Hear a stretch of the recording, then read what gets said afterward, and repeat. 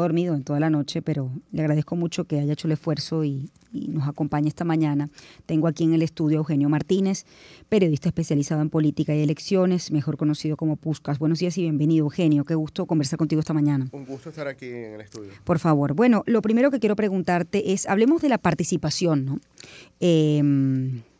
¿Cuál es la participación total? Entiendo que el primer boletín, bueno, fue casi el 26% de las actas escrutadas, ¿no? Pero ¿de cuánto fue la participación en esta oportunidad primarias? Y si superó las expectativas. La superó abiertamente con 26% de actas escrutadas. La proyección de participación definitiva, cuando terminen de contarse el 100% de las actas, pudiese alcanzar los 2.3 millones de personas, incluyendo el voto en el extranjero, lo cual supera abiertamente las estimaciones más optimistas que habían, que era, por ejemplo, que 1.4 millones de personas tuviesen una alta disposición de participar en la primaria. Así que el evento, sobre 2.3 millones de electores, es un poco más del 10% del registro electoral, así que ya solo con 2.3 millones de personas, siendo 10% del registro electoral, es un gran número. Y si a eso le sumamos todo el contexto país y político en el que se organizaron las primarias, pues termina siendo un dato muchísimo mejor. ¿Cuál es el balance como experto de la jornada como tal? Te lo pregunto porque, bueno, aquí estuviste en varias oportunidades y definitivamente no se sabía, sobre todo la duda que había, que el proceso fuese de forma autogestionada, ¿no? Y los problemas que todo eso conlleva, ¿no? ¿Cómo ha sido el balance para ti? Sí, creo que la mayoría de las dudas sobre la aplicación logística, sobre el diseño logístico y sobre los retos que había en cuanto a la instalación de los centros, la asistencia de los miembros de mesa, el despliegue del material electoral, la mayoría de las dudas o de las denuncias que se hicieron, incluso en las últimas 2 semanas, pues realmente no se generaron problemas significativos durante la jornada de votación. De hecho, aparecieron problemas positivos, por decirlo de alguna manera, que es que el cálculo de participación que hizo la comisión de primaria en algunas zonas políticamente muy movilizadas hizo que en algunas mesas se quedaran sin tarjetones de votación y tuvieran que echar mano de los tarjetones de contingencia o de las mesas aledañas. Ese tipo de problemas casi nadie lo había previsto, casi nadie lo había supuesto que iba a ocurrir. Sin embargo, tal vez esa fue lo más relevante en cuanto a problemas logísticos que se vieron el día de ayer, ¿no? ¿Quiénes votaron por María Corina Machado? Hablemos del perfil del votante. Bueno, con 93% del respaldo de las personas que fueron a la primaria, prácticamente estamos viendo un voto que trasciende a una clase social o trasciende incluso a una militancia partidista. El voto de María Corina Machado incluso es lo que se ve en los estudios de opinión pública en cuanto a el aval que tiene su figura en este momento. Es transversal a todos los rangos de edad y es transversal a la mayoría de los estratos socioeconómicos. Así que es bastante variado el electorado que fue a acudir, que votó por María Corina Machado. Yo sí resaltaría tal vez, y es un tema para analizarlo con detalle, cualitativamente, que es el rango de edad de las personas que estaban votando, ¿no? Creo que el rango de edad de las personas que se veían en la cola sí era un poco alto. Creo que se echó en falta electores jóvenes, y eso seguramente es un tema de debate que habrá que abordar en los próximos días. Los puntos que estuvieron dispuestos quizás en zonas populares, ¿no? Digamos, tú describirías que esta elección fue, así como describes que la votación con María Corina fue transversal, ¿no? Fue también transversal, digamos, la movilización que hubo fue mayor en las zonas populares, la movilización que hubo para votar en las primarias, que en otras zonas de Caracas, quizás distintas a las zonas populares. No diría que la movilización en las zonas populares fue mayor a otras zonas en Caracas, pero sí fue sorpresiva, en la medida que no se esperaba que zonas que fuera de los bastiones urbanos o de los bastiones electorales de la oposición se movilizaran de la forma que lo hicieron. Creo que eso evidentemente fue sorpresivo, y eso en buena medida explica el tema logístico de que se acabaran boletas en algunas mesas y en algunos centros. Creo que las expectativas de participación eran modestas, especialmente por el desconocimiento que había donde tenían que votar las personas, la escasa información que pudo distribuirse del proceso, y esas expectativas modestas pues se quedaron cortas en función de lo que vimos el día de ayer. Fíjate, Eugenio, la gran pregunta hoy, 23, que algunos se hacen, ¿no? Es, la candidata, si la candidata está inhabilitada, ¿qué opciones tiene la oposición, ¿no? Ya que pues ganó María Corina Machado las elecciones. Bueno, es un gran debate. El tema es que todos los argumentos que se habían dado previo a la primaria sobre cómo sustituir al candidato ganador de la primaria en caso de que estuviese inhabilitado, perdieron vigencia o perdieron valor con el resultado del día de ayer. Por ejemplo, un mes antes de la primaria, el secretario general de Acción Democrática decía que el candidato tenía que salir de la lista de aspirantes a la primaria. Bueno, el segundo en discordia de la primaria, que es Carlos Prosperi, tiene el 4% de intención de voto. Con esos números es muy difícil decir que ese puede ser el criterio para escoger un sustituto de la ganadora de la primaria, si fuese el caso.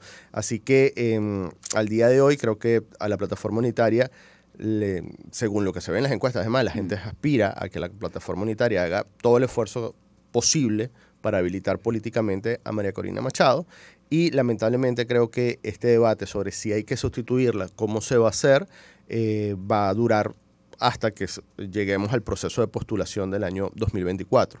Lo que queda claro es que con el nivel de participación ayer y con el nivel de respaldo que recibe María Corina en la votación, la tesis de que el ganador de la primaria, si no puede competir, es el que va a seleccionar a su sustituto o a su sustituta, pues cobra mucha más vigencia en función de los resultados del día de ayer. Yo creo que es importante hablar de cómo transcurrieron numéricamente, ¿no? Las primarias, ¿no? Porque, bueno, estamos hablando que para el momento son 26% de las actas ejecutadas, y todavía faltan muchísimas actas. Sin embargo, el resultado fue concluyente por el número. Pero en todo caso, ¿cómo desde el punto de vista electoral y numérico, bueno, cómo quedan los otros candidatos, Eugenio? Bueno, realmente estamos hablando que la gente que se movilizó a la primaria, en líneas generales 9 de cada 10 que fueron a la primaria, fueron a votar por María Corina Machado, y 1 de cada 10 se distribuyó entre otros 10 candidatos. Y de hecho, pues el segundo en discordia, que era el candidato de Acción Democrática, pues quedó muy, muy por detrás de la diferencia. Con María Corina Machado es significativamente importante. No fue así en el año 2012, por ejemplo. En el año 2012 Capriles ganó la primaria con el 62% de los votos, 1.9 millones, y el segundo en discordia, que fue Pablo Pérez, obtuvo el 30%. Era ya una diferencia considerable, pero era manejable. Sí, menor la brecha, claro. Era una brecha menor. Por eso digo que todos los argumentos que se dieron antes de la primaria sobre cómo sustituir eventualmente al ganador o a la ganadora si no podía competir en el 2024, al día de ayer quedaron anulados. Y la oposición tiene que entrar en un nuevo debate sobre qué hacer si políticamente no se logra la habilitación de María Corina Machado. A ver, horas antes o días antes hubo algunas quejas por parte de justamente el candidato que quedó en segundo lugar en esta votación, que es Carlos Prosperi. Él argumentó, entiendo, que había desbalance en algunos miembros de mesa o no había suficientes testigos, ¿no? ¿Realmente hubo o no desbalance en los miembros de mesa? ¿Hubo o no suficientes testigos? Que fue, entiendo, la objeción que hizo Carlos Prosperi para el momento de la votación de las primarias, ¿no? Bueno, tuvimos un debate bastante largo en Twitter sobre estos temas. Al final, los datos de la Comisión Nacional de Primarias reflejan un error de Acción Democrática en la postulación, porque Acción Democrática, según los datos de la Comisión Nacional de Primaria, no postuló testigos para todas las mesas. ¿Por qué? Creo que subestimaron la importancia de algunos centros sobre otros, quisieron concentrar su presencia en centros determinados, pero el caudal de votación del día de ayer pues hace que cualquier estrategia previa que tuviera Acción Democrática o cualquiera otro de los candidatos pues estuviese condenada al fracaso. Ahora bien, creo que la mayoría de las observaciones que presentó Acción Democrática, Carlos Prosperi, en las últimas 2 semanas, no se materializaron el día de ayer, como tampoco se materializaron las observaciones que hacía María Corina Uzcategui en su momento. Y de hecho, el video que circuló en redes sociales de Carlos Prosperi anunciando un desconocimiento futuro de los resultados de la primaria, inmediatamente fue atajado incluso por su jefe de campaña, por Manuel Rojas Pérez, que reconoció que la primaria había funcionado bien o se había realizado bien. Incluso Acción Democrática también lo dijo en la cuenta X. Creo que Omar Barbosa describió muy bien el tema. Dijo que la posición de Prosperi no era un lunar para la primaria, ya terminaba siendo un lunar para el propio candidato, y habrá que ver qué dice hoy Henry Ramos cuando le toque hablar a las 11 de la mañana. Pero bueno, seguramente estos resultados y el desempeño político electoral de Carlos Prosperi, que es el secretario de organización de Acción Democrática, pues seguramente estará en debate dentro de Acción Democrática, especialmente pensando en las elecciones regionales y parlamentarias del año 2025. Ahora, de esa participación, Eugenio, más allá, digamos, de este debate, ¿no? De estas 26% de las actas escrutadas, ¿cuánto refleja el comportamiento de la movilización en territorio nacional y cuánto es el voto del exterior? Ok, recordar que estamos hablando de proyección, sí, porque no se han totalizado el 100% de las actas. De esos 2.3 millones de personas que se calcula participaron en la primaria, estamos hablando de que aproximadamente unos 140.000, 150.000 personas de las que estaban habilitadas en el extranjero participaron.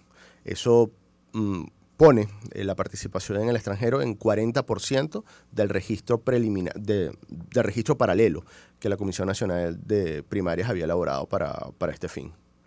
Eugenio, días y meses previos, muchos partidos de políticos de la oposición quizás no confiaban en la primaria, en la logística, ¿no? Había mucha distancia, bueno, por el hecho de los obstáculos, ¿no?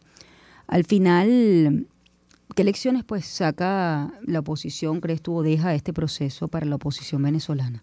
Bueno, yo creo que para la sociedad venezolana. Yo soy un gran creyente de los procesos automatizados y creo que nos hubiésemos evitado muchos problemas con la asistencia técnica del CNE, pero bueno, creo que la oposición demostró que tal vez en un contexto de menos presión, el proceso primario se ha podido organizar sin asistencia técnica del CNE. Hubiese sido mejor contar con los centros tradicionales, evidentemente. Creo que tal vez algo que resaltar es que fue un proceso eminentemente civil, como tienen que ser las elecciones. Creo que es una imagen que deberíamos rescatar pensando en el futuro, ¿no? De cómo deberían ser las elecciones en Venezuela. Procesos dominados y gestionados el día de la votación eminentemente por civiles, con los cuerpos de seguridad limitados a lo que les corresponde, que es la guarda y custodia del material electoral, pero no mucho más allá. Creo que es un aprendizaje importante para la sociedad venezolana en general. En este momento se dio solo un primer boletín con el 26% de las actas escrutadas. ¿Qué fue lo que ocurrió? Un poco para entender el primer mensaje que dio Jesús María Casal, presidente de la Comisión Nacional Primaria, a propósito de un bloqueo en la transmisión, ¿no? ¿Cómo se da, digamos, ese proceso? Sí, entendiendo que el voto es manual. A ver, es la pregunta que se hace quien desconoce este tema, ¿no? Claro, a ver, el defensor del voto manual siempre se queda en el acto de votación, pero después que la persona marca el papelito y lo mete en la urna, hay un proceso de algún modo automatizado, que es el que permite que lleguen los resultados de la mesa al centro de totalización. En este caso le correspondía a los miembros de mesa o al coordinador de centro tomar una foto, escanear el acta que se generaba en cada mesa y subirlo a un servidor en la nube. Ese servidor en la nube, con inteligencia artificial, hacía un OCR, es decir, un reconocimiento de texto, vaciaba los datos o debía vaciar los datos para irlos totalizando. Eso es como debía funcionar el proceso. En algún momento de la tarde, CanTV incluso oficialmente confirmó que confrontaba problemas en Caracas. La Comisión Nacional de Primaria dice que los DNS, o sea, a donde lo que identifica a los servidores, a donde tenían que enviar la información los miembros de mesa o los coordinadores de centro, estuvo bloqueado por esta falla en CanTV, lo que hizo imposible que se pudiese hacer la totalización en los términos y en la forma que estaba prevista. Así que a partir de las 8 de la noche, cuando fue casi evidente que el problema con CanTV no se iba a solucionar, bueno, hubo que buscar métodos alternativos para transcribir, para recibir la información y transcribir la información de las actas. Por eso es que hasta la medianoche se da un boletín tan parcial de 20%. Seguramente en el transcurso del día pues ese dato irá aumentando. Hablemos de la candidata ganadora, ¿no? Es decir, el comportamiento desde el punto de vista electoral de María Corina digamos, el balance para los partidos y los candidatos de la política tradicional, por así decirlo, ¿no? Luego de estos resultados. Bueno, primero hay que resaltar que el evento del día de ayer fueron primarias convocadas por la plataforma unitaria y María Corina Machado formalmente no integra la plataforma unitaria. Aquí está el primer problema que hay que resolver a partir de hoy. Eso de entrada. Segundo, recordar que los principales partidos de lo que fue la oposición venezolana en los últimos años, el llamado G4, solamente tenía un candidato en competencia, que era Carlos Prosperi, que terminó con una distancia considerable de María Corina Machado. Creo que hay una clave del discurso de anoche de María Corina Machado en donde destaca la gobernabilidad que hay que construir, hablando de la institucionalidad del país, pero me imagino que también se refiere a la gobernabilidad dentro de la oposición, porque la primaria del día de ayer lamentablemente no resolvió el principal problema de la oposición venezolana, que es que no tiene normas para tomar decisiones ni para resolver conflictos. Y las normas que ha tenido en el pasado son poco prácticas. Voy a poner un ejemplo. El G4, la forma en que el G4, es decir, Acción Democrática, Primero Justicia, Un Nuevo Tiempo y Voluntad Popular, tomaban decisiones era por unanimidad con derecho a veto. ¿Qué significa esto? Si 3 de los 4 partidos estaban de acuerdo en algo, pero uno no, ese uno tenía poder de veto y prácticamente su decisión pesaba más que el acuerdo de los otros 3.